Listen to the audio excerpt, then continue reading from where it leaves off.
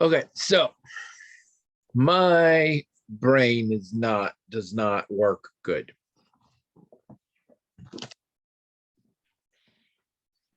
Yesterday, You're just figuring this out now? well, this is a specific one. Oh, okay. Yesterday, Tuesday, I don't know. Recently, this week, I was behind a car. Man, so much of my inner monologue and inner turmoil comes from other people's bumper stickers. I saw a bumper sticker that said, "War is just terrorism with a bigger budget." Now, I believe I agree with the sentiment behind this. The idea that war is equally devastating, maybe even more so because of the scale, and is no more desirable or justified, and is something to work against just as much as we supposedly do for terrorism. This I think I agree with. The problem is that's the sentiment behind it. What was said was war is terrorism with a bigger budget. And I could not stop being like, you clearly don't know the definition of either of those words. Like, terrorism is a kind of war. And although it is frequently due to other factors on a smaller scale than what we think of as war, scale is not part of the definition. And like, and it had me going to a bigger thing. I'm like, yeah, we all have been having difficulty with the definition of terrorism. Like, we call a lot of things terrorist that I'm like, I don't think they are. I think they're just sort of mass murderers, which is, but like, I spent a long time with this in my brain, and like, it bugged me. It didn't help that due to just circumstance, I was behind this car for quite a long ways. But like, this is a problem I have. Like, there's not. Why does my brain care? I know what the bumper sticker was going for, and I agree with what the bumper sticker was going for, but I could barely think about that. I was very focused on this idea of like, shouldn't put that up. I might have an issue with bumper stickers. Well, I mean, you've often said that you like to sort of vent generalized frustration by obsessing about something that doesn't really have any stakes and doesn't really matter. Like it's a way to Yeah. It's a way to vent things that are, actual frustration, but you're doing it in a way that there's no stakes. But usually only if it's funny, and when it's just in my head, it's not funny. No, Well, you're talking about it on the podcast, so obviously you think it's a years. little Well, entertaining. yeah, because I was like, maybe I can get something else, but I wasn't thinking that at the time. Okay. I didn't come up with talking about this year until this morning. Okay. Years ago on Scrubs, Roberta, a black woman, and Carla, Latina, are talking, and they are talking about weird things white people do. And they say, bumper stickers. Why do white people put bumper stickers on their car? Like, I give a shit what you break for. They probably didn't say shit, but you get the idea. And that triggered something in me that I was like, why do people put, and I realized bumper stickers are like the tattoos of cars, because they're pretty much permanent. It's very hard to get them off, and usually nobody bothers to. And I like the theory of them, but every time I see one, I've bought many bumper stickers. I've never put it on my car. I'm just like, am I always gonna want this? I don't know. And constantly I look at other cars and I'm like, really? And I'm even ones I agree with. I'm just like, why are you essentially talking at me, a stranger behind you, about these views? What is happening? So I might just have a thing with bumper stickers. I also, and I can't take credit for this. I think several comedians have done it. I also have a thing with people who have a 13.1 on their sticker. When I was younger, half marathons weren't a thing. I didn't know they were a thing now. Yes, if you see somebody that has a sticker that says 13.1, that means they ran a half marathon.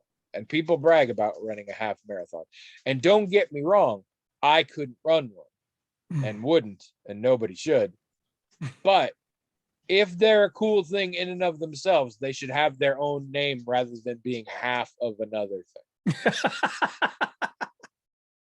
Like there's nothing else where you're like, I have successfully half. No, it's terrible. But I do want it because they have the thing, and it's sort of a ovoid shape, white background and black. It says 13.1, and then there's ones that say 26.2. So I want to get one that's just a random number that doesn't match anything. That's just like 18.4 and just have people wonder. That would be a good use of bumper sticker. Or, you could measure what around the block is and find out exactly what fraction of an entire marathon that is. I will say that- 0.02. There we go. And then I have to change it. I'm gonna need magnetic numbers or something. I will say that is a good reason to have a bumper sticker, is to absolutely fuck with the minds of everyone else. Not in a like rage way, not like I put a Trump sticker on there and everything, but just like one where everybody's like, what does that mean? And the closest I've seen to that, and I did really like it, was a red bumper sticker that said, if this sticker is blue, you're going too fast. Nice. I like that one. I like That's a that good one one. a lot. I mean, I think it. No, Sorry, hello everyone. interrupted the hello everyone. Welcome to Magic Talking Hat Podcast, the only podcast that starts when I say it starts. Yeah, that's right. I'm That is- Tony. And I'm William, and this is episode 577. All right, I'm sorry. What were you saying? No, I was just saying that I was just going to say that I think bumper stickers are in a class of a lot of things that are related to people, decorating, well, putting patches on a jacket or wearing certain buttons or whatever, or, anything that a person does to decorate really whatever they're out in public with, or even their cubicle, maybe at work. What makes Oh yeah, people do that? I'll put bumper stickers up at work all the time. Yeah, what makes people do that? I mean, I'll tell you what makes people do that. Okay. Oh, sorry. Did you have an answer? I assumed you were asking. No, I am asking. I don't know. All right. Well, then I can tell you because I know. Okay. It's what the internet does before the internet was doing it. It gives, well, in a situation like a cubicle, in a situation where it's in front of you, it may just be like a reminder to you each day. But in things in general, these things lend a sense of significance to one's opinions, because that's what a bumper sticker is. I think this opinion or this joke or whatever is important enough that I want to put it somewhere so that people see it. And in fact, they have to see it when they're behind me on the street. This is at yard signs are a similar thing. And I have one of those.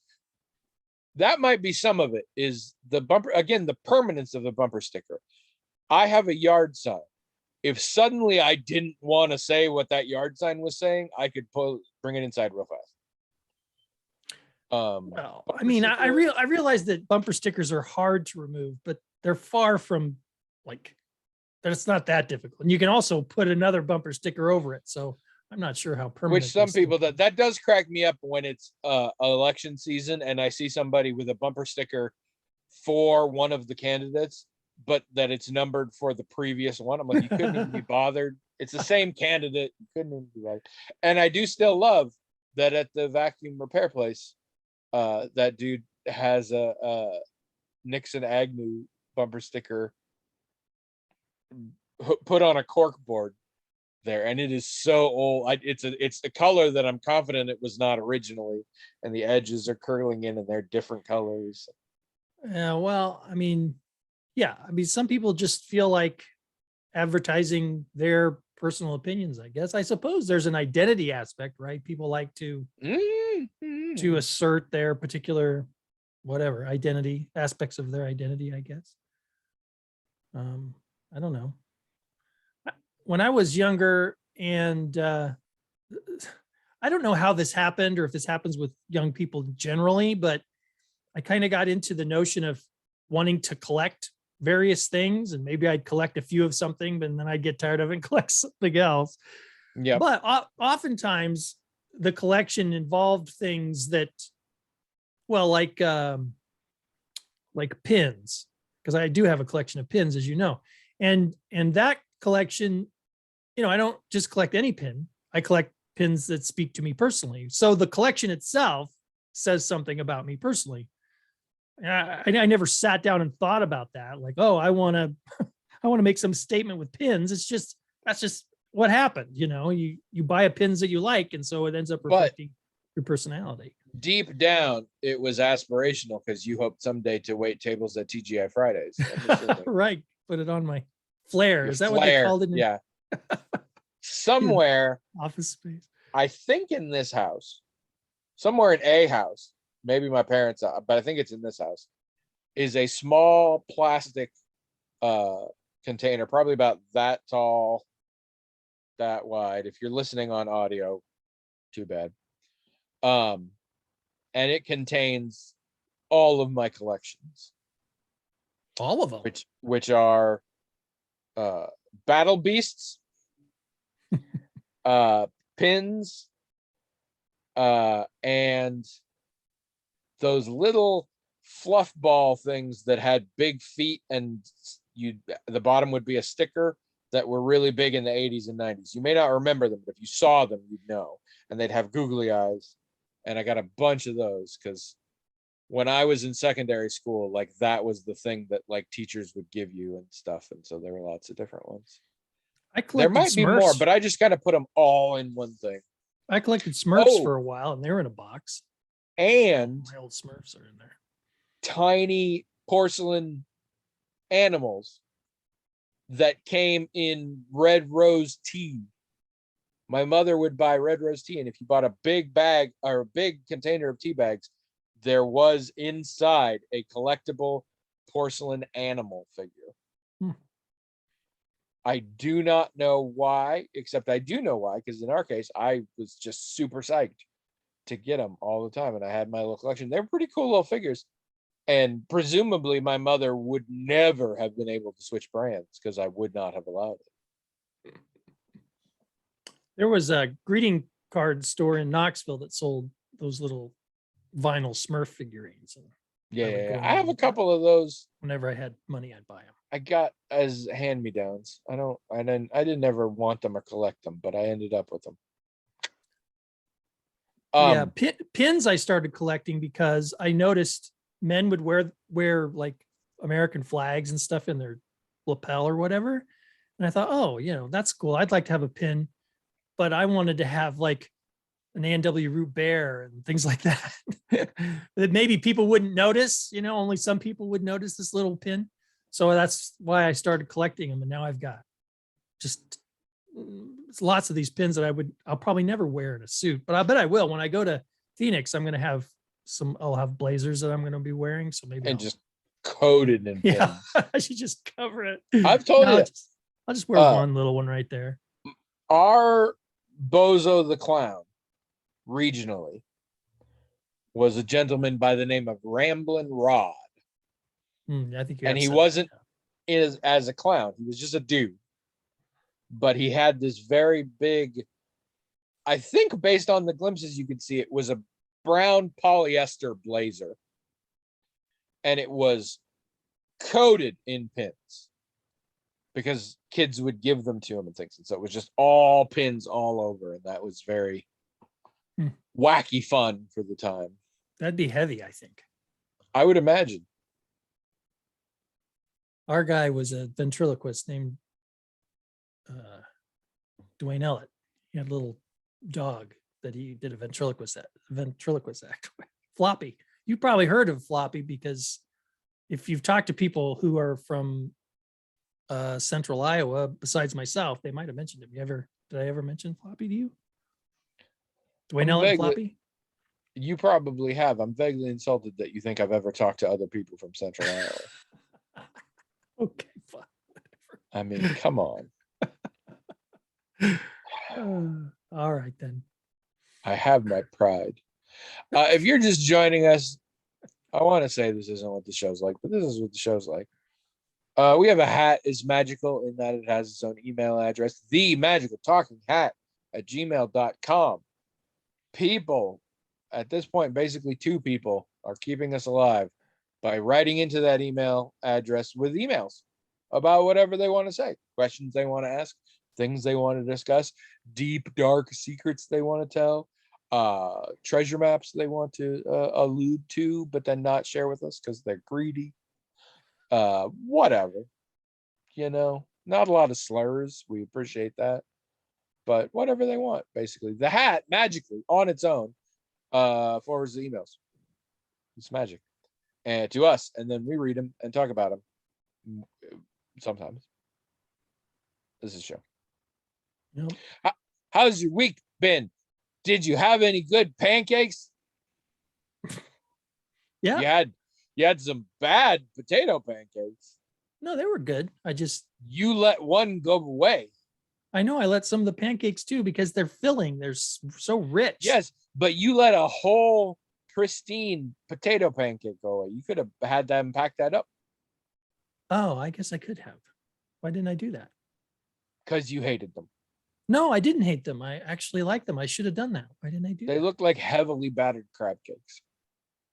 No, they were just probably fried a slight bit too long potato pancakes, but they didn't taste burnt or anything. They tasted perfectly fine. I would have taken that home. I should have. Why didn't I do that? You're a monster. I was too enamored with my company, I suppose. I think so. Most of our time spent there was me telling you about the new book and you just being in awe. So yeah, I was. We should really do this more often. Pancakes and sycophancy. I love it. I want more. Is sycophancy a word? It should. I don't know. I mean, that's our first runner at the title. Pancakes and sycophancy. That. I have started on the sequel to Odd Wings. Oh yeah, you said you were going to. So tentatively titled Ophanim. As is the case with these things, the ideas are easier than the writing depth, but it has begun. Good. And actually, the way the work's balanced out this week, tomorrow I should be able to put some good time into it. So that'll be nice.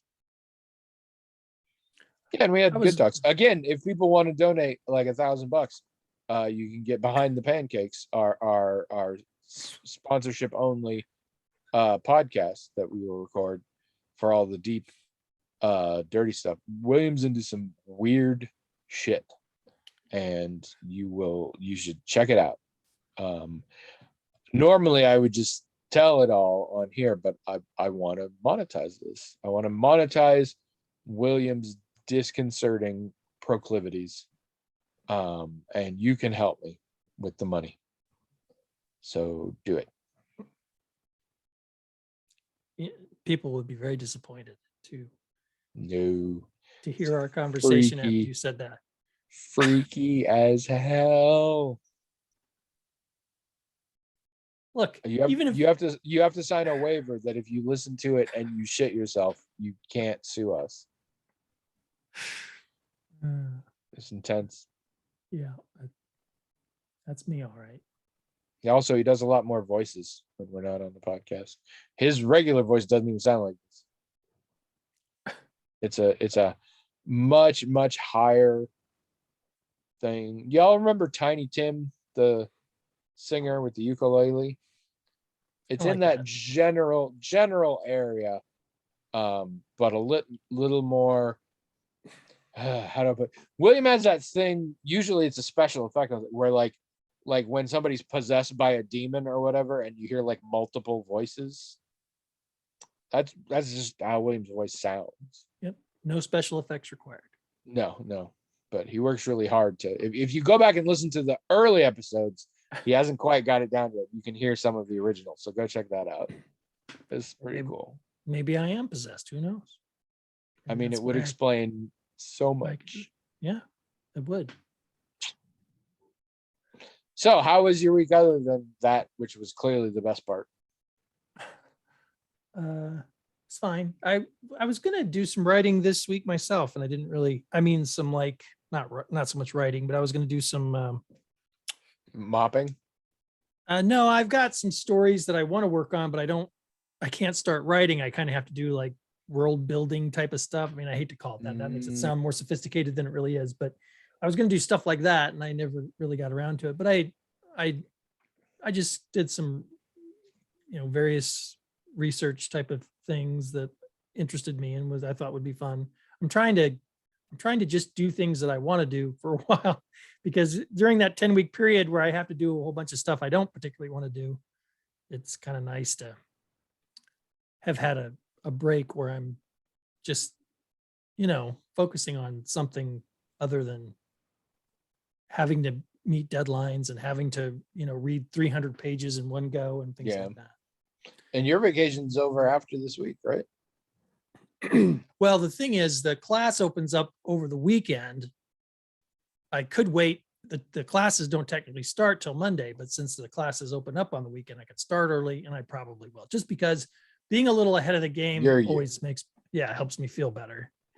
Plus, I have to go to Phoenix during this quarter. Okay, so the way it works is I've got 2 classes like usual, but one of the classes, part of it's in Phoenix. So that's what I'm taking. I start the class for a few weeks, then I go to Phoenix, and the class continues in Phoenix, and then I come home and the class continues. But I'm taking a second class as usual, and that class does not care that I'm going to be in Phoenix. So I kind of need to be a week or 2 ahead in that class if Phoenix isn't going to totally mess up my schedule for that class. See what I mean? So are you not going to attend class that week, or the non-Phoenix class? Or are you going to take the laptop to Phoenix? Yeah, they're encouraging people when they go to Phoenix to go, well, you're going to be in class for part of the day, but afterwards go have fun or whatever. Well, I can't do that because I've got a whole other class I'm taking that I've got to pay attention to. Now, if I work a week ahead, I might be able to just ignore that class that week, but I don't know if I'll be able to do that. Does this mean we might actually podcast from Phoenix? Why would we do that? Because we could. Well, yes. I just got done explaining between whatever I have to do at Phoenix for one class and also do for the other class, because that class is still going on. I don't know if I'm going to have time to sit down and podcast. Except if you were home, you'd still be doing whatever you had for both classes. And then right. But if I was home, I wouldn't. The thing is, the classes that I have to take in Phoenix are going to take more time than it would take if I was just home taking classes. All right. We'll do one ahead of time. We'll time travel. We've never podcasted from Arizona. It would have been a first. I don't even know what time it is there, because the only real things I know about Arizona is they don't do daylight savings time and they hate Martin Luther King. So I lose track. A mountain time, I think it is over there. Yeah, but they don't do daylight savings, so it's all weird. Oh. Their time zone situation is odd. And Okay. They hate Martin Luther King Jr. Well, there's an old Applied Systems coworker over there that I might be able to see while I'm there, but I don't know for sure. Wow. Would they be able to podcast? I don't know. Probably. Okay, so what else has been going on? You've been just screwing around this week. What you been doing? Just that. I mean, I'm just trying to have some moments of calmness that hopefully will be, what do I want to say? Will be recreational, so to speak, so that when everything starts, I'm not going to feel like I didn't get a break at all. That's the worst part, is when, you've got this 3-week break, but it's maybe so full of stuff that when this classes start again, well, it's like when I had surgery and when classes started again, I was in the hospital for a good portion of that 3 weeks and then other things. So it didn't feel like I had a break at all. And that was pretty terrible. So, This is the thing. Every time you speak to the difficulties of getting this program, of doing this stuff, every time I'm like, I could solve that. Every time, instantly. yeah. How's And that? in fact, I do solve it by not going back to school, you absolute lunatic. You couldn't drag me back into the world of education. But the thing is, And I didn't even hate it, but I don't want any of that bullshit now. and I know, and but there are a lot of good things, and there are more good things than bad things. There really are. You sound like people who have children. Ugh. Well, that's true for kids too. It's far more good things than bad things about that. So, but that doesn't mean I can't complain about the bad things. This is one of the Complain about them. most messed up things about the world. People are not jealous enough of my lifestyle. I think Okay. there needs to be more of that. By the way, do you notice anything different about this image? The fan's not on. Exactly. Trish figured out how to turn it off. You didn't know how to turn it off. It was it's the chain pull things. Sometimes Sure. the chain pull things get fucked up and it wouldn't work and the light wouldn't work. And so we were stuck with the fan on and the light on. And then I was like untwisting the light bulbs and then I broke one. So there's a shattered light bulb in there. Oh my So gosh. then it's just the fan going and you can't do the light at all. And I was like, I'm going to have to fix that one of these days. And I told Trish, I'm like, they don't work. And then she was in there one time. She's like, the fan still works. I can turn it off. You can turn it back on if you want. And I was like, hell no. Way easier to dust now. Okay, well, are you going to try to convince me that your image is frozen and stuff now that the fan's not moving and it doesn't give you away? It is possible.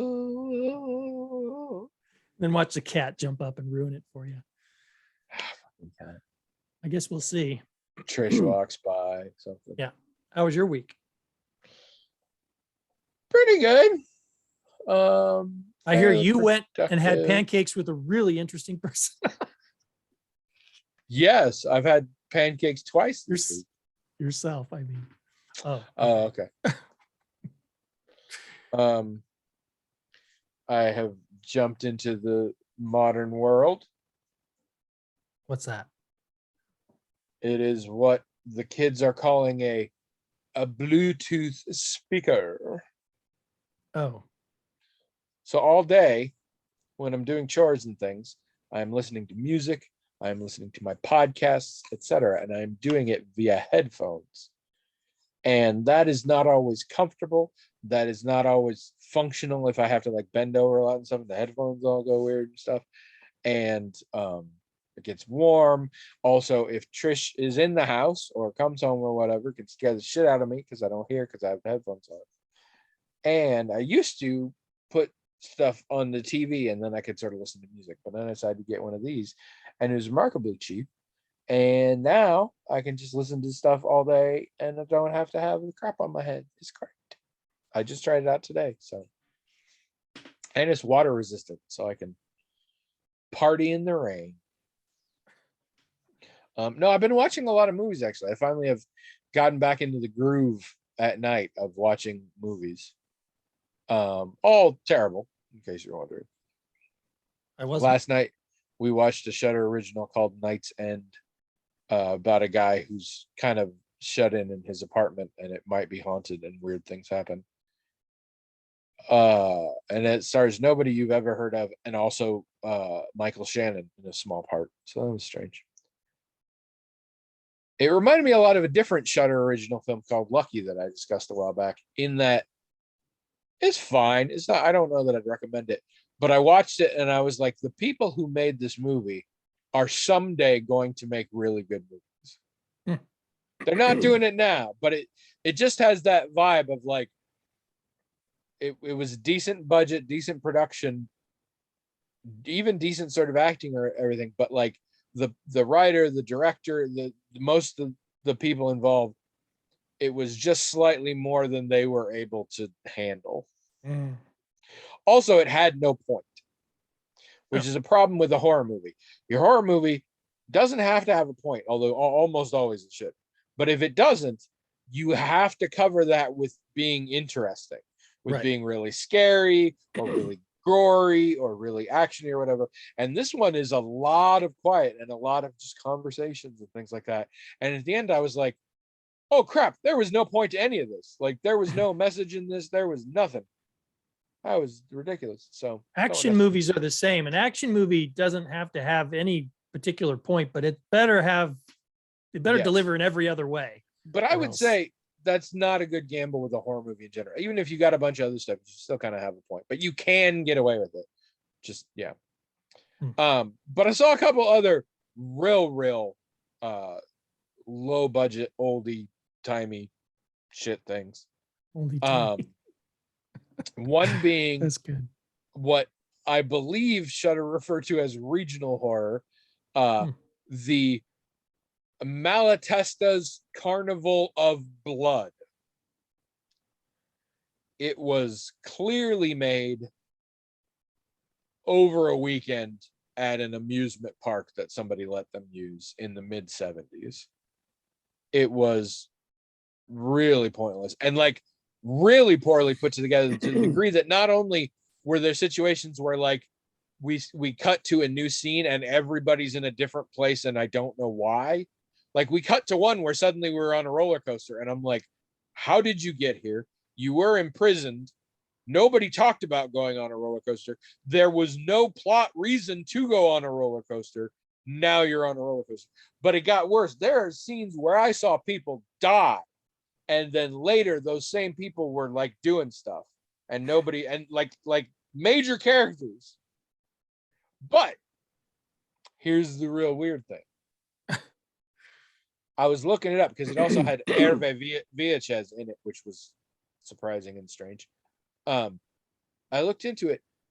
A good half of the cast went on to have fairly long and prolific acting careers, including being in pretty well-known movies, usually in smaller roles. But like a lot of them actually went on to really be actors.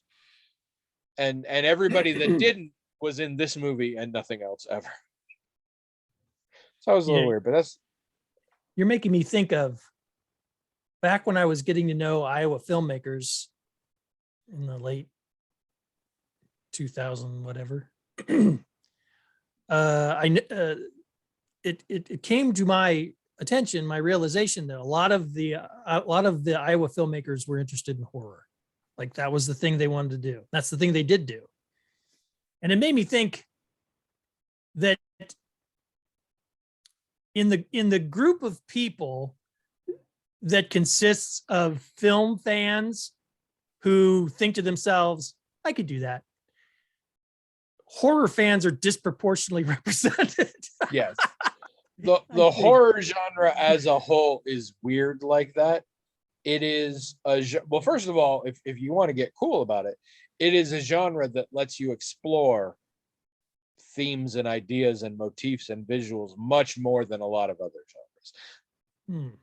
But that's not, that's what people will tell you why they do it. The actual reasons, it is a lot, you can paper over a lot of other issues in horror as long as you like scary or have interesting effects or something, like issues of acting or whatever. It would really stand out if you made a low budget amateur drama with like people who couldn't act. But with horror, you can sort of distract with a lot of things. And also historically, horror movies have some of the best return on investment. Okay, they are so a cheap and easy way to make money. That I don't know why, but it is. In both of those things, you are describing horror in filmmaking in the same way that people describe romance in literature. right? Yeah. Like when you're first starting out to write books, they'll say, well, write romance because Yeah. you can paper over a lot of things if I don't know, the romance is good or the sex scenes are good, and you can make money. Both of those arguments are made for writing. So Yes. you're saying that horror is kind of the same thing for filmmaking. Yes. However, and this is not jokes out of the room. I'm being deadly serious when I say this. Deadly probably wasn't the right word. It is also true in filmmaking for romance. We call it porn.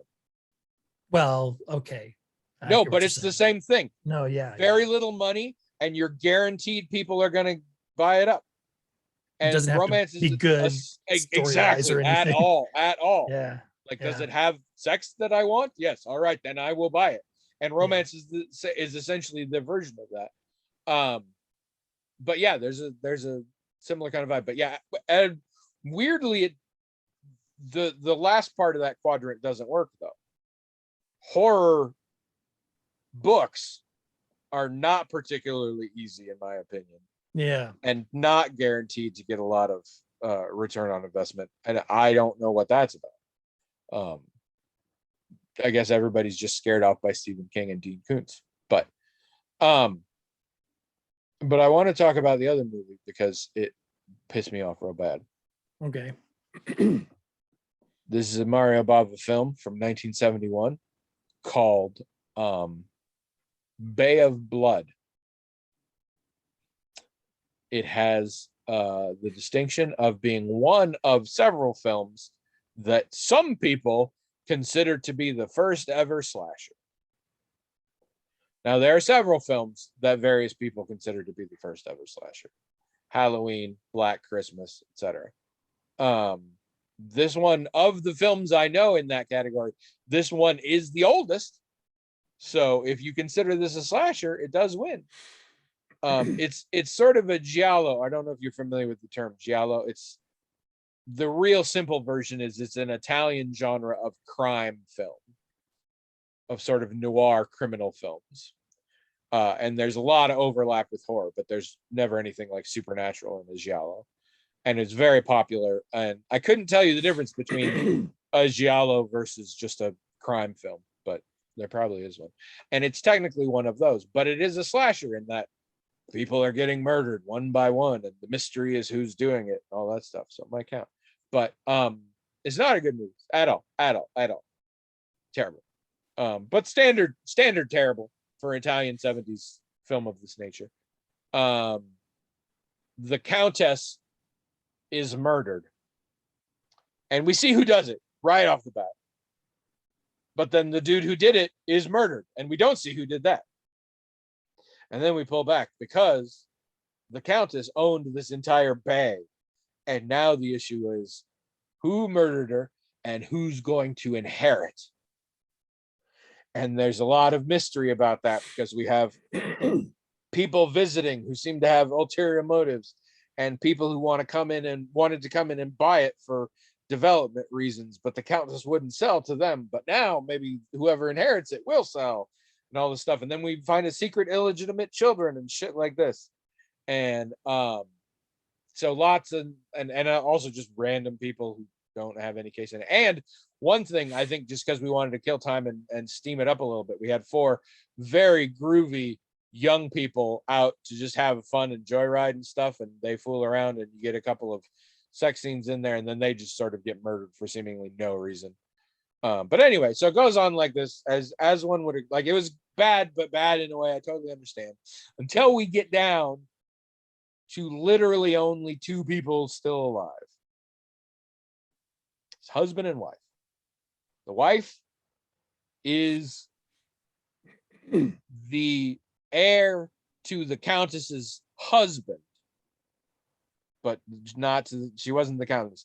And she and her husband, who they do not get along at all, she's basically been browbeating him and bullying him into doing all these things.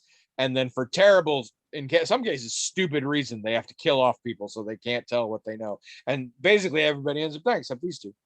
And their children. Their children are in this movie for some reason. They have 2 kids. We know this because they came in a camper and they leave the 2 kids in the camper and drive off. That's it. The kids are just in the camper. And we have a little argument about it. If you listen to me, they'd be staying with their aunt, whatever. They're in the camper. We don't care about them. And in fact, the only time we see them again is in an effort to make a quick cut sort of exciting. We cut to what seems like an explosion. It's just that the kids dropped something in the camper and they're trying to pick up the pieces. It's like some sort of doll or whatever.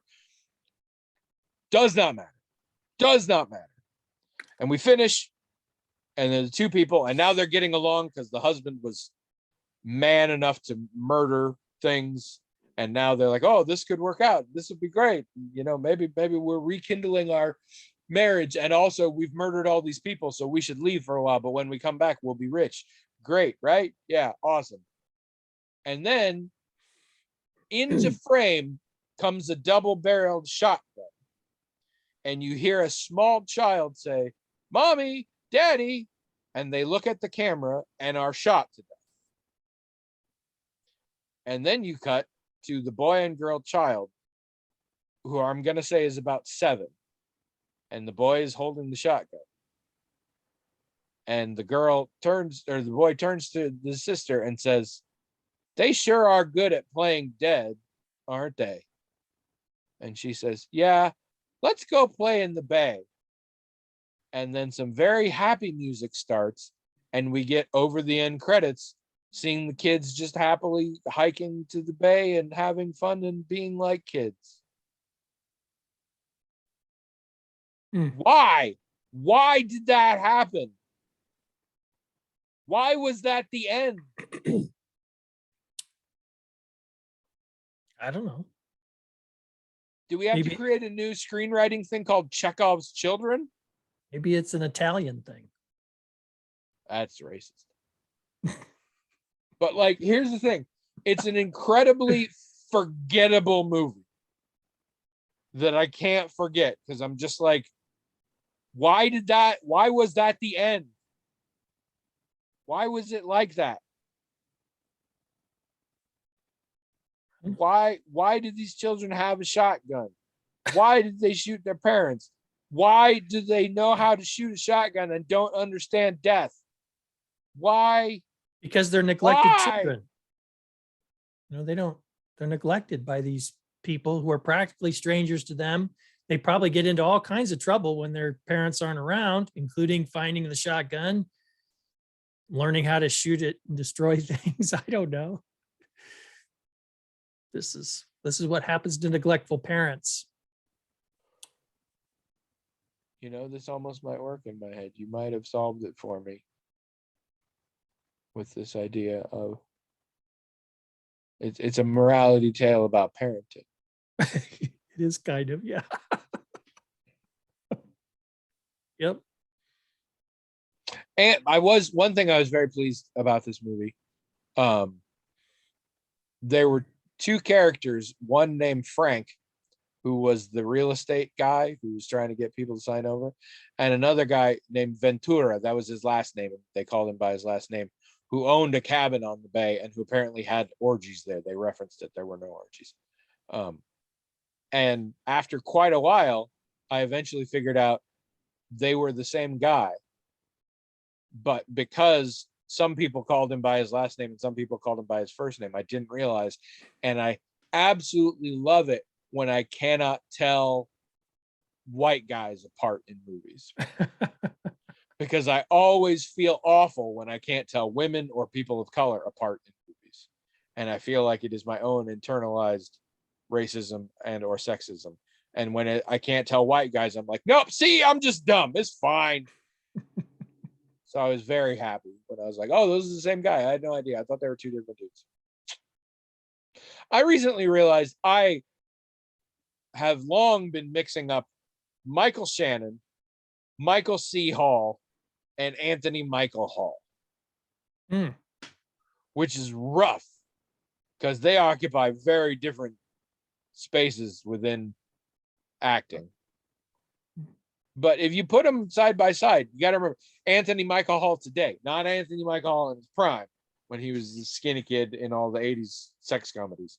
Anthony Michael Hall now, if you put them next to each other, I think they would look similarly related. But I got very confused for a while because Michael Shannon does a lot of really good stuff, and then Michael C. Hall is Dexter, and then Anthony Michael Hall is Anthony Michael Hall. So that was weird. All right, fine. We'll do a thing. You seem bored.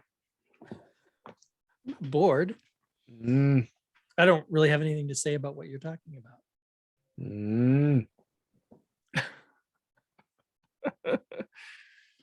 I must have resting bored face. This is why we can't have nice pancakes.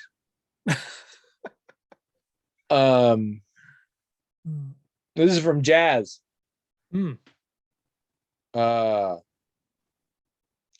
get ready. There's a Here lot we going go. on here. Yeah. To give you a little preview, the subject says historical fiction, history as storytelling. I really like fiction that makes use of historical events such that you get curious about those events and wind up looking into them independently. For instance, I read this series that takes place during the reign of Alfred the Great and Edward the Elder. In the book, Alfred's daughter, Ethelred,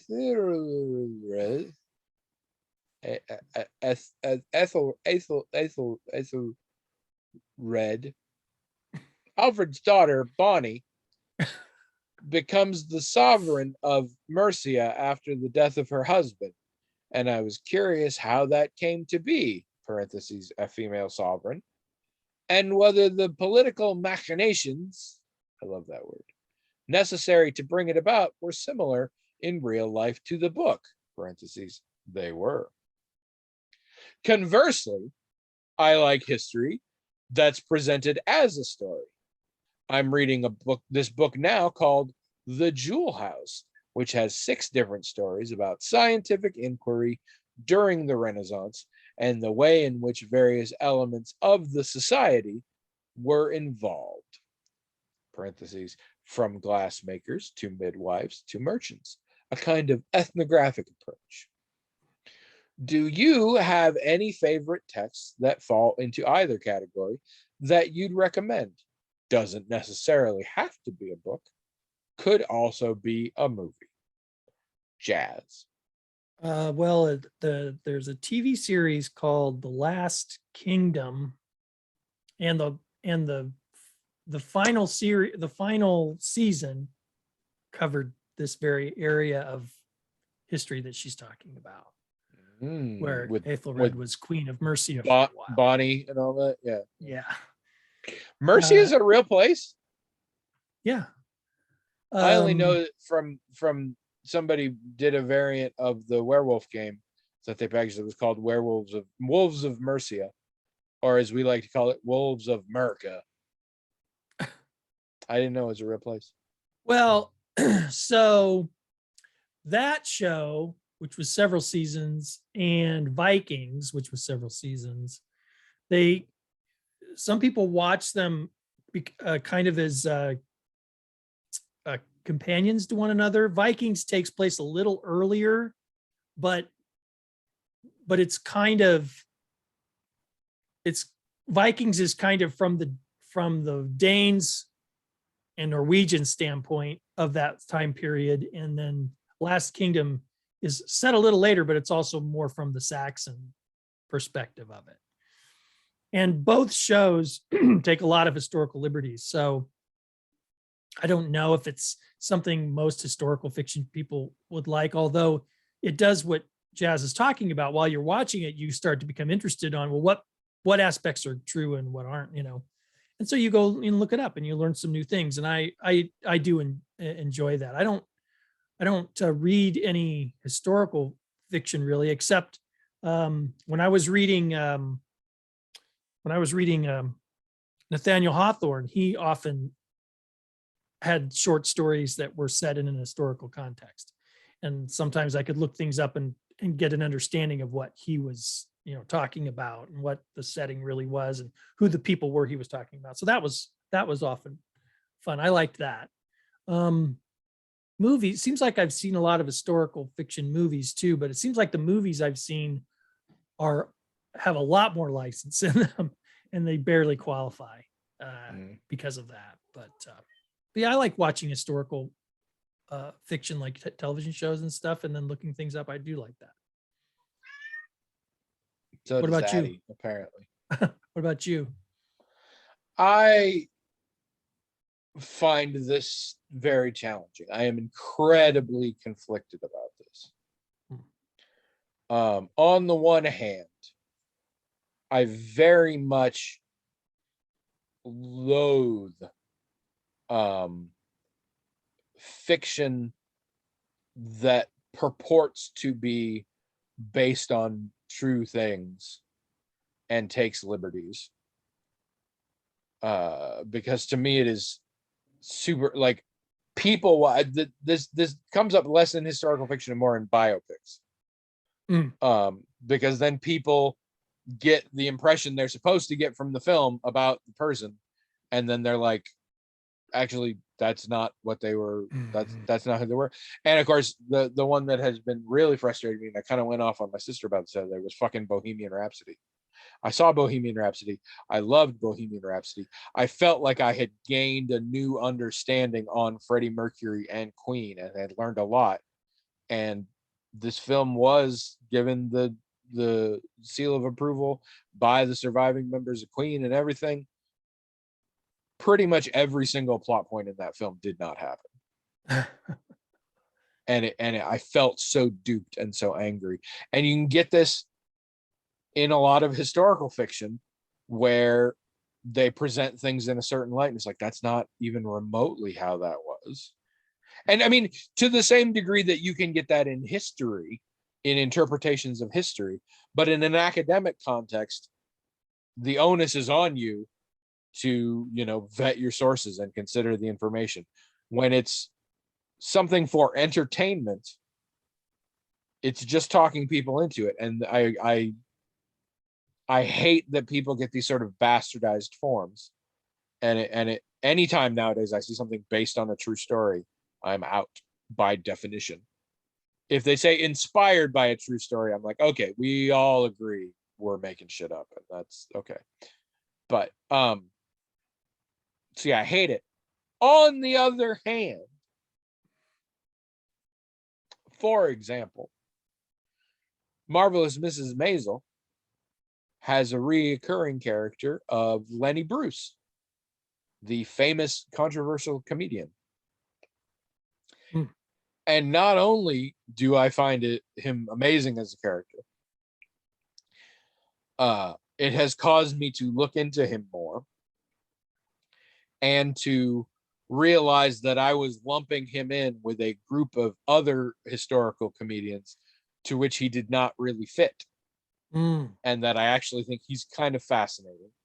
And I'm delving into him a great deal more now, specifically because of that show. And cool things like the show did a bit where he's on the Ed Sullivan Show, and they filmed it as though it was that. And thanks to the miracle of the internet, Trish and I found the actual footage of actual Lenny Bruce on the Ed Sullivan Show and could do a compare and contrast, which was amazing. And the truth is, they skipped a bunch of sections because it's a TV show and you don't spend too long, and also because some of the stuff a little racist. But the bits that they had on the show were dead on, word for word, and shot this. It was really cool. So I can appreciate this idea, and I love the idea. I've always loved the idea of entertainment causing people to get more interested in topics, and history is a good example. So I guess I come out saying it is really cool that this power exists. I feel like this power is often not handled with as much care and responsibility as it should, and does a lot of harm in addition to good. I probably should not try and stake an opinion on which is more than the other. But I do like the idea. Another TV series that we watched, The White Queen, that covers like part of the War of the Roses or whatever. I mean, again, you're watching this and you're thinking, did that really happen? And you look things up and you learn things. And it's kind of like what you're saying. It's so is this good or bad? Because it's good because we're learning what really happened, but it's bad because we're really only learning what really happened because we're doubting what we're seeing in a fictional portrayal. And we're right to doubt it because it didn't happen like that. Yeah. So you're like, Um, I don't know if this is good or bad. But another flip, and again, when you get into history, the further back we go, the more unsure we are, That's right too. and the less reliable on narrators. But another flip, One Night in Miami, which again on Amazon, I highly recommend it to anyone if they have not seen it. And that one is very clear about here's history, and here's the bit we all know as public information. And then the night happened. And then here's what we all know happened after that. What we are about to show you is 100% fictional account of what might have happened in between that does make logical narrative sense to get us from the public part we know to the public part we know. Yeah. And I love that. Yeah, that's interesting. And it becomes incredibly thought-provoking. And it also was one that made me follow up on those people because I knew some of those people. I didn't know some of those people. I thought I knew some of those people and had misconceptions about some of those people. And it was very fascinating, but it was very, very upfront. And the situation made it easier that they could say, like, here's the public. We're all knowing this thing. Then these 4 guys go into a hotel and then nobody knows what the fuck happened. But when they come out the next morning, here's all the shit that went down. So here's the thing. And that was fun, but that was very explicit about like what was real and what was not. And I appreciated that a lot. And it lets you think about like, how does that jibe with what I might have thought happened? And it's again, the line between reality and speculative fiction is very clear. And that is something I want more of. Also, well, then you've got damn good movie. It's just you've got incredibly entertaining. You've got things like Game of Thrones, which is pretty much completely based on the War of the Roses. Yeah. And then you think to yourself, okay, this is perfectly entertaining. In fact, it was one of the most popular television shows ever that didn't try to tell the story of the War of the Roses and add its own stuff to it. It just said, well, I'm going to, it just told an original story and used some of that material, which, yeah, why don't you just do that? I mean, that I am a huge fan of. But to Jazz's point, ideally, I mean, we're living in an era where it's not necessarily required anymore, but if you want, because if I'm George R. R. Martin in my head, I'm like, yeah, I'm going to take the War of the Roses and do this whole thing. But I don't want to make it too obvious because I want people to think I came up with this cool idea. But okay, well, maybe. Assuming you're not in that vein, in the credits, you should be like, if you found this compelling, wouldn't that be was cool? Inspired by this real life thing. Yeah, but again, that'd you be need cool. to say like inspired by. I mean, yeah. Game of Thrones. Oh, Jesus Christ! I hope nobody's getting confused and thinking Game of Thrones is real, but too often this is a thing. And but yeah, no, I love that. Well, and the ones you've seen where, like, how many things have you seen that are actually Wizard of Oz? How many things have you seen that are actually Rashomon? And if you do it right, it can be really cool. Which reminds me, I was watching a Dark Corners review the other day for a movie called Satan's Blade that looks really, really bad, really bad, really bad. But what's fun is he's describing this whole thing and he's like, this is terrible. But if you take aside all the terrible parts and just look at the plot, this is Psycho. This is the plot of Psycho. And it's really kind of it's kind of interesting that it is. But if you follow the beats, This is exactly what happens in Psycho, but it has none of the things that made Psycho good. So I found that one kind of funny.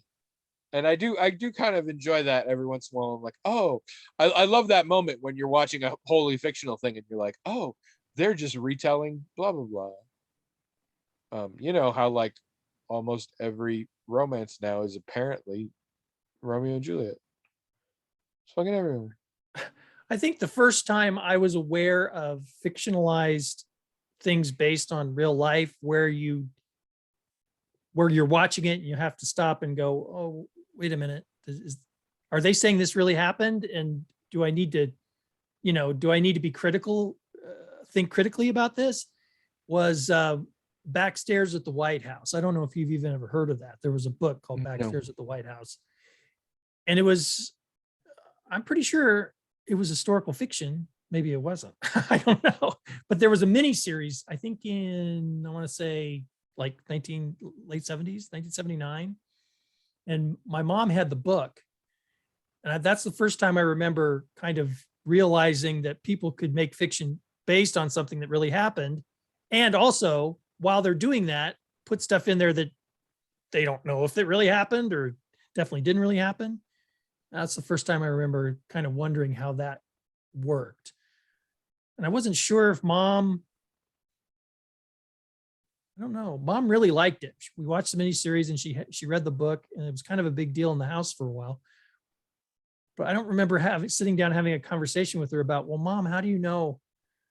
Because I wondered myself, how do you know what things happened and didn't happen in something like this? Because it wasn't fiction, or I mean, it was fiction, but it also seemed like it wasn't fiction. And if you recall, when I was young, that was a big deal to me, the difference between those two things.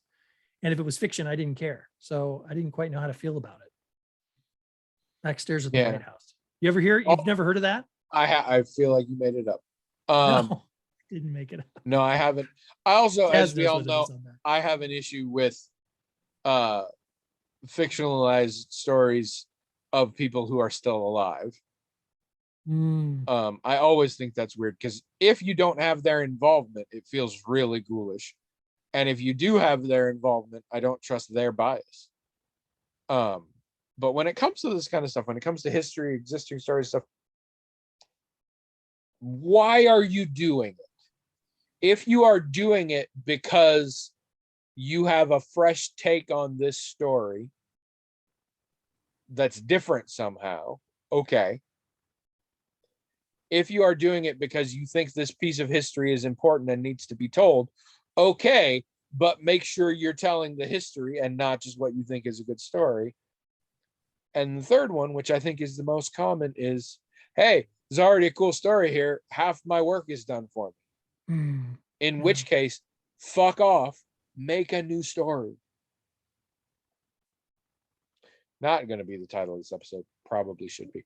William's busy doing research now, so no, I just want to know that they call Backstairs at the White House an autobiographical novel. What does that mean? It means that it was written about a person who's also the person who wrote it.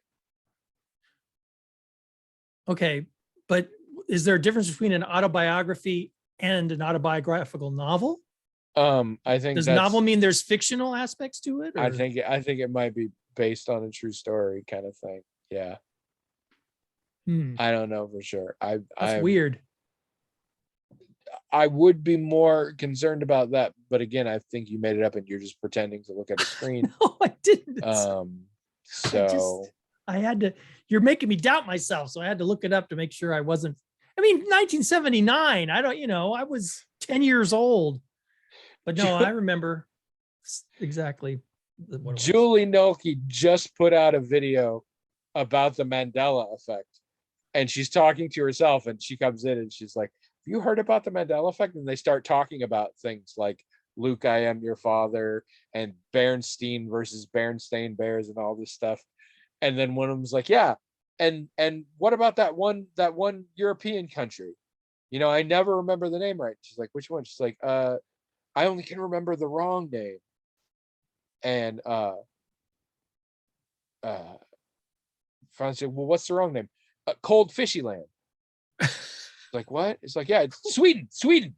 It turns out Sweden. We've spent all this time calling it Cold Fishy Land, and it turns out it's called Sweden. And the other one's like, that's not. It's like, this is Mandela effect. It's like, no, that's not. That's just you being wrong.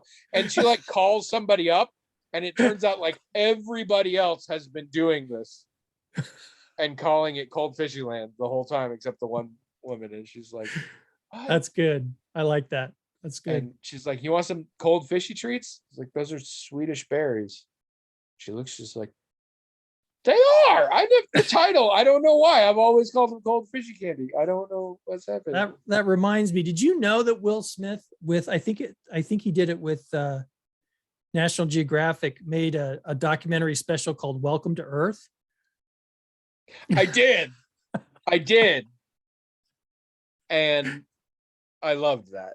I loved that so much because I always think of you when I see it. yeah, I'm like so racist, but also that's how it is in my brain. I can hear him saying it. I can absolutely hear him saying it wrong, and that's on me. I'm really sad that you said that though, because my response to whatever you were about to say was, I don't pay attention to things Will Smith does, which is fairly accurate these days. I like that question. Once again, as that was a good question. If you would have a good question, or just like, you may have noticed, Jazz just wanted to talk about shit, like not shit that any of the rest of us cared about, but she got it on the internet. So you can get it on the internet. Write in themagicaltalkinghat@gmail.com, and maybe you can feel good about yourself because you will have inspired intriguing discussion with us. More likely, I'm just going to mock you, but that's fun too, right? Also go to the blog, themagicaltalkinghat.com. Tell us your views on historical fiction. I know a lot of you creepers out there have views on historical fiction because I have talked with you in person about them. Share them with the community. We all should know and have a good talk about it. We haven't been saying this, and I've been seeing it enough that I feel like it's a thing. Be sure to like, comment, and subscribe, because apparently that's what you say when you're on YouTube. Yeah. And when it's a podcast, I'm supposed to say, leave us iTunes reviews, 5 stars. And 5 stars. Go buy our merch. Oh shit, we don't have merch yet. No, once we get merch, buy our merch. And listen again next week. Or else.